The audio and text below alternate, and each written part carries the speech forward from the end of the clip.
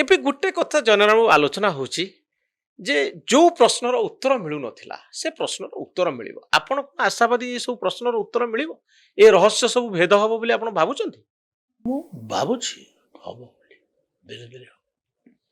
କେତେ କୋଉଠି ନା କୋଉଠି ଗୋଟେ ବିଜେଡି ବିଜେପି ଭିତରେ ଲିଙ୍କ ଥିଲା ଭଳି ସାଧାରଣ ଲୋକ ଫିଲ୍ କରୁଛନ୍ତି ଯେ ଏମାନେ ଭିତରେ ଭିତରେ କୋଉଠି ନା କୋଉଠି ସମ୍ପର୍କିତ। ଥାଇପାରେ। ଆପଣ ଏତେ ପାଣ୍ଡିଆନଙ୍କ ଦୁର୍ନୀତି କଥା କହୁଥିଲେ, ବବି ଦାସଙ୍କ ଦୁର୍ନୀତି କଥା କହୁଥିଲେ, ଗୋଟିଏ ଦୁର୍ନୀତିରେ ତ ଗୋଟିଏ କେସ୍ ତ ଲଜ୍ ହେଇନି, ସରକାର 6 ମାସର ହେଇଗଲାଣି। ଏହାର କାରଣ କଣ? ମୁଁ ଦାବି କରୁଛି, ମୁଁ ଦାବି କରିବା ମୋର କାମ। ମୁଁ ଗୋଟେ ସାଧାରଣ ବିଧାୟକ, ସାଧାରଣ ବିଧାୟକ ଭାବରେ ମୁଁ ଦାବି କରିବାଟା ମୋର କାମ। କେବଳ ଦାବି କରିବେ? ଆଉ କଣ କରିପାରିବି? ମୁଁ କଣ ଅର୍ଡର କରିପାରିବି? ଯଦି ସରକାର ନ କଲେ ତାହେଲେ କଣ ବୁଝାଯିବ? ଯଦି ସେଭଳି କିଛି ଅର୍ଡର ଲିଗାଲ କେସେସ୍ ଆରମ୍ଭ ହେଲାନି, ଆଇନଗତ କାର୍ଯ୍ୟାନୁଷ୍ଠାନ ହେଲାନି, ତ ଓଡ଼ିଶା ଲୋକ କଣ ଭାବିବେ ଯେ ବିଜେପି ବିଜେଡି ଭିତରେ କୋଉଠି ନା କୋଉଠି ଗୋଟେ ବଡ଼ ଧରଣର ସାଣ୍ଡଗାଣ୍ଠ ଅଛି, ଯୋଉଥିପାଇଁ ଦୁର୍ନୀତି କଥା ଗୁଡ଼ିକ କେବଳ ରାଜନୈତିକ ଉଦ୍ଦେଶ୍ୟ। ଲୋକେ ବିଚାର କରିବେ ଆଗାମୀ ଦିନରେ। ସରକାରର ବିଶ୍ୱସନୀୟତା ନେଇ ସନ୍ଦେହ ସୃଷ୍ଟି ହେବ କି ନାହିଁ? ହେଇପାରେ। ହେଇପାରେ।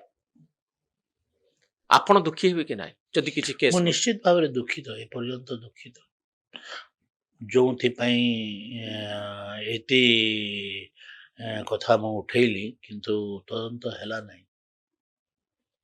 ସେଥିପାଇଁ ଆପଣ ଦୁଃଖୀ? କାହିଁକି ହଉନି? ଆପଣଙ୍କ ଭିତରେ ପ୍ରଶ୍ନ ଆସୁଥିବ ଯେ ଏତେ କଥା ମୁଁ କହୁଛି, ବିଧାନସଭାରେ କହୁଛି, ବାହାରେ କହୁଛି, କିନ୍ତୁ ମୋ କଥାରେ ତ କିଛି ଗୁରୁତ୍ୱ ରହୁନି। ଦୁଃଖିତ ହେଲେ କଣ କରିପାରିବି? ମୋ ପାଖରେ ତ କ୍ଷମତା ନାହିଁ ଯେ ତା ତଦନ୍ତ କରିଦେବି। ଯଦି କ୍ଷମତା ଥାନ୍ତା ଆପଣ କଣ କରିଥାନ୍ତେ? ମୁଁ ତଦନ୍ତ କରିଥାନ୍ତି। ନବ ଦାସରଟା ତଦନ୍ତ କରିଥାନ୍ତି, ମମିତା ମେହେରଟା କରିଥାନ୍ତି, ସ୍ୱାମୀ ଲକ୍ଷ୍ମଣାନନ୍ଦ ସରସ୍ୱତୀଙ୍କର କରିଥାନ୍ତି ଏବଂ ଲୁହା ପଥର ଦୁର୍ନୀତି ବିଷୟରେ ତଦନ୍ତ କରିଥାନ୍ତି। ଅନେକ କାଗଜପତ୍ର ମୁଁ ପ୍ରାଇମ୍ ମିନିଷ୍ଟରକୁ ବି ଦେଇଛି। ଦେଇଛନ୍ତି ଆପଣ? ହଁ, ଲୁହା ପଥର ଦୁର୍ନୀତି ବିଷୟରେ ମୁଁ ବହୁତ ଗୁଡ଼ିଏ କାଗଜ ପ୍ରଧାନମନ୍ତ୍ରୀକୁ ଦେଇଛି। କଣ ସେ କାଗଜରେ ଅଛି? ଏଇ ଦୁର୍ନୀତି ବିଷୟରେ ସବୁ ଅଛି। ନିର୍ଦ୍ଦିଷ୍ଟ କେତେ ଜଣଙ୍କର ହଁ, କାରବାର? ନିର୍ଦ୍ଦିଷ୍ଟ କାରବାର ବିଷୟରେ ଅଛି। କିନ୍ତୁ ଆକ୍ସନ ଏପର୍ଯ୍ୟନ୍ତ କିଛି ହେଇନି। ଆପଣ ଆଶା କରୁଛନ୍ତି ହବ ବୋଲି ନା ଆଶା କରୁଛି। ଏମିତିରେ ଶୀତଳ? ମୁଁ ଆଶାବାଦୀ। ତ ଆପଣ ଯେତିକି ଜୋରରେ ଲାଗିଛନ୍ତି, ପାର୍ଟି ସେତିକି ଜୋରରେ ଆପଣଙ୍କ ପଛରେ ନାହିଁ ବା ଏ ଇସ୍ୟୁ ପଛରେ ନାହିଁ। ପାର୍ଟି କହିଲେ କିଏ?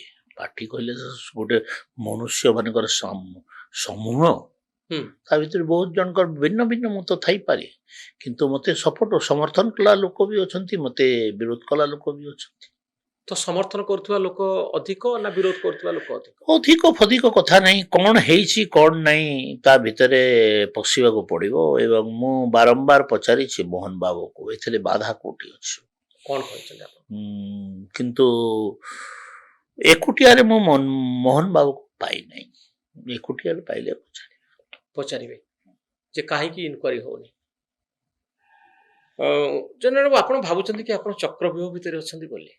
ନାଇଁ, ଆପଣଙ୍କର କୌଣସି କଥା ରହୁନି, ଦାବି କେହି ଶୁଣୁନାହାନ୍ତି, ଆପଣଙ୍କୁ କ୍ଷୋଭ ପ୍ରକାଶ କରିବା ପାଇଁ ହଉଛି ପବ୍ଲିକ ମିଟିଂରେ, ଆଉ ଆପଣଙ୍କୁ ଯେତିକି ଦେଖନ୍ତୁ ଗୁରୁତ୍ୱ ମିଳିବା କଥା କ୍ଷୋଭ ପ୍ରକାଶ ମୁଁ କରେନି କେବେ।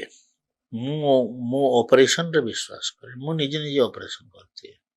ନିଜେ ଅପରେସନ କରିଦିଏ। ମୋ ବିରୁଦ୍ଧରେ କିଛି ହେଲା ମୁଁ ନିଜେ ଅପରେସନ କରିଦିଏ। କେମିତି କରିବେ? କରିବି। ମୁଁ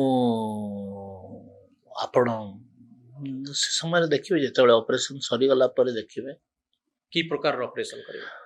ଅପରେସନ କି ପ୍ରକାର ଅପରେସନ? ଅନେକ ପ୍ରକାର ଅପରେସନ ଅଛି। ଶରୀରର ଅପରେସନ ଯେମିତି ଅନେକ ପ୍ରକାରର ଅଛି, ପଲିଟିକାଲ ଅପରେସନ ବି ଅନେକ ପ୍ରକାରର ଅଛି। କରିବା।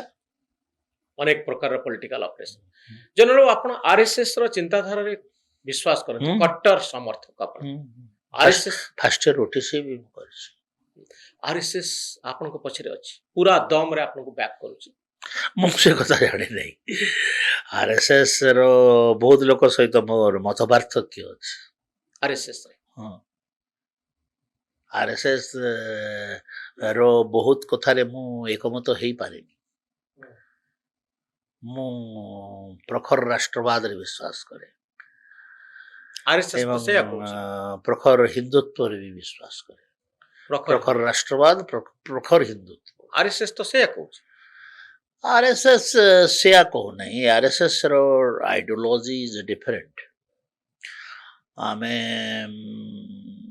ସେଟା ଅଲଗା ଅଲଗା, ଗୋଟେ ଗୋଟେ ଆଇଡିଓଲୋଜିକାଲ କେତେବେଳେ ସେମିନାର ହେଲେ ଆପଣଙ୍କୁ ମୋର ଆଇଡିଓଲୋଜି ବତେଇବି, ଏଇଟା ପ୍ରକୃତ ସ୍ଥଳ ନୁହେଁ। ଜେନେରାଲ ବାବୁ, ଆର ଗୋଟେ ପରବର୍ତ୍ତୀ ଦିଗ କଣ ଦେଖୁଛନ୍ତି? ମନେ କରନ୍ତୁ ଆପଣଙ୍କ ମନ ଭିତରେ ଥିବା ଅଶାନ୍ତି, ଦୁଃଖ, ଅ, ଆର ପରବର୍ତ୍ତୀ ଦିଗଟା କଣ ଦେଖୁଛନ୍ତି? ପରବର୍ତ୍ତୀ ଦିଗ କିଛି ନାହିଁ, ମୁଁ ବିଜେପିରେ ଅଛି, ବିଜେପିରେ ରହିବି, ବିଜେପିରେ ଥିଲି, ବିଜେପିରେ ଅଛି, ବିଜେପିରେ କୌଣସି ରହିବି। ପରିସ୍ଥିତିରେ ବିଜେପି ଚେଞ୍ଜ ନା, କରିବେ? ବିଜେପି ଯେଉଁଦିନ ଚେଞ୍ଜ କରିବି ସେଦିନ ରାଜନୀତି ମୁଁ ରହିବିନି।